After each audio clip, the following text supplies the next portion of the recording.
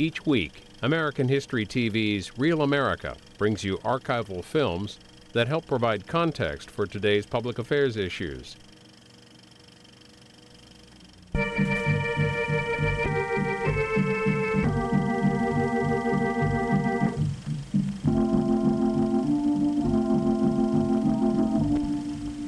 Our first impression of Damascus is one of surprise as we notice the modern appearance of the Sوريا Square in the center of the city.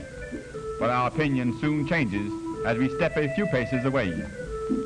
Of the 300,000 inhabitants, about 80% are Muslims, and there are naturally many places of worship.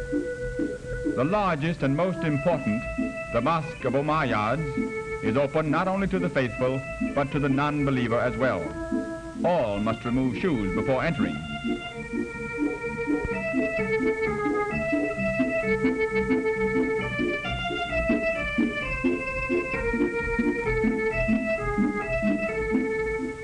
Damascus is a hot and dry city. The many vendors of cool sweet water do a thriving business. They clap the little brass bowls to make their presence known.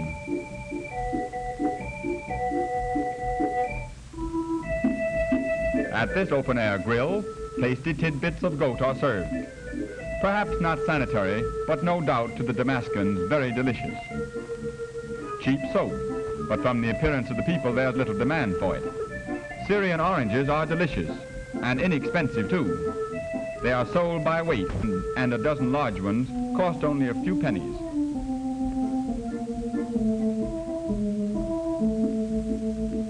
Headdresses which remind us of biblical characters.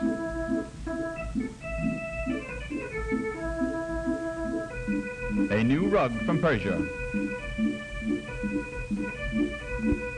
And here's a novel way to display a rug. An auctioneer, carrying it over his shoulders, solicits bids as he walks about.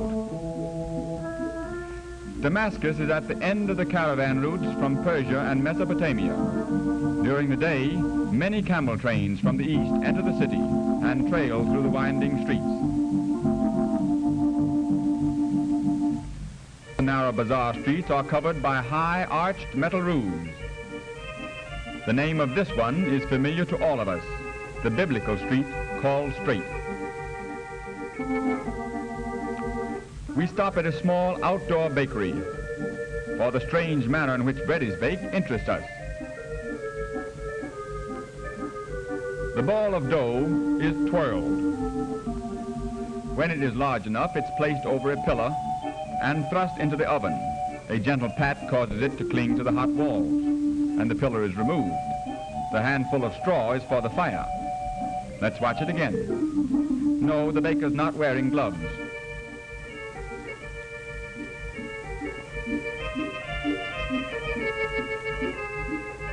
The bread is fresh when bought over the counter, but from a merchant, it's generally after much handling and when many flies have sampled it.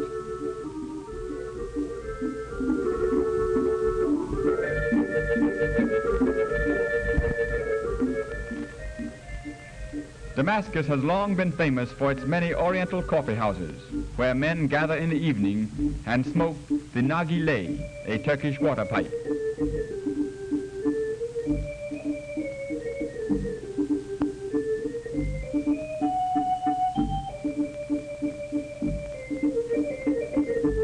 The tobacco is placed in the metal top and kept burning by a small piece of charcoal. The smoke is cooled by being drawn through the water in the bowl.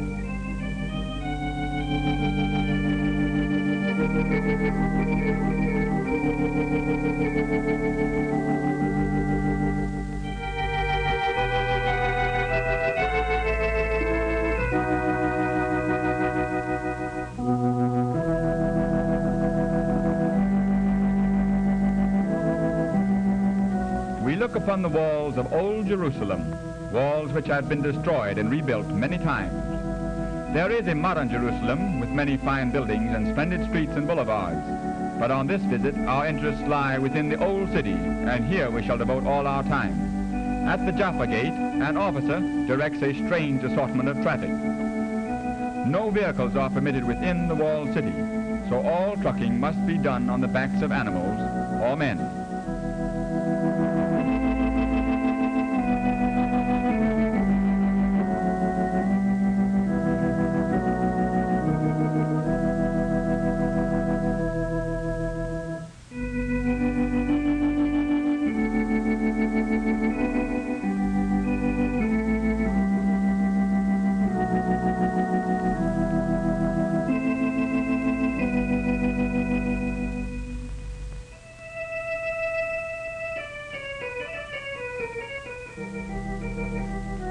The finest gate of Jerusalem is the Damascus Gate in the north wall, so named because through it passes the old road to Damascus. Beneath the gate, a man of the desert reads fortunes in the sand.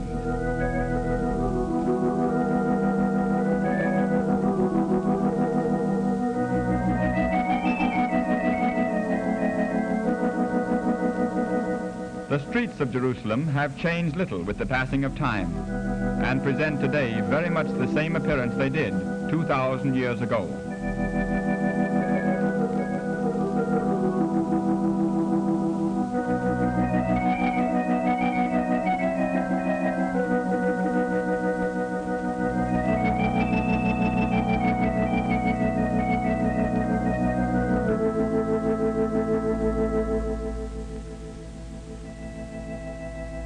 The narrow David Street is the chief business thoroughfare of the old town. It leads from the Jaffa Gate down one of the hills upon which the city is built and ends at the west gate of the Haram Sharif.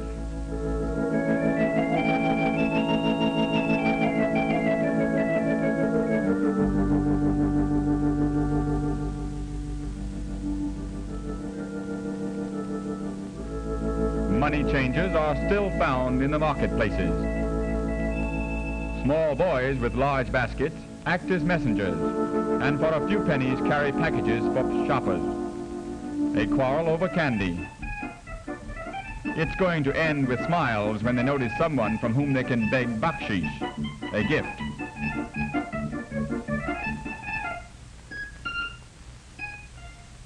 A new use for old automobile tires. Crude but serviceable shoes.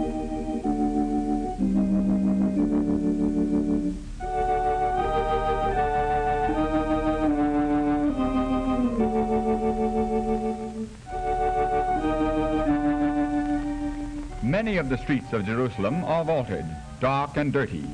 The sole light comes from small openings in the top, and only in the middle of the day does any sun penetrate, casting as it does a strange light on the passers-by.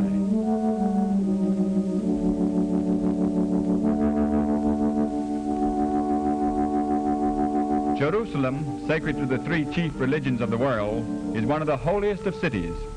To the Christian, the Mount of Olives, where is the Garden of Gethsemane, the Via Dolorosa, route of suffering over which Christ is said to have borne the cross from Pilate's house to Golgotha, and the Church of the Holy Sepulchre are shrines. To visit the tomb of Christ, we enter first the courtyard of the church that still has the foundation pillars and massive walls built by the Crusaders. Beneath the dome in the center of the rotunda is the chapel of the Holy Sepulchre. Over the housetops of the city, we see the Haram Sharif, the ancient site of the Hebrew temple, and now a shrine of the Mohammedans.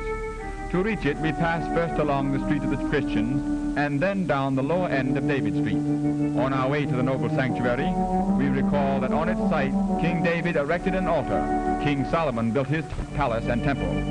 King Herod built a third temple, and Justinian a basilica to the Virgin Mary. Today the site belongs to the Muslims, where stands the famous Dome of the Rock, also called the Mosque of Omar, that covers the stone from which Muhammad is said to have been carried into heaven by his miraculous steed, Buraq. From here we pass along a narrow street to another place of sanctity.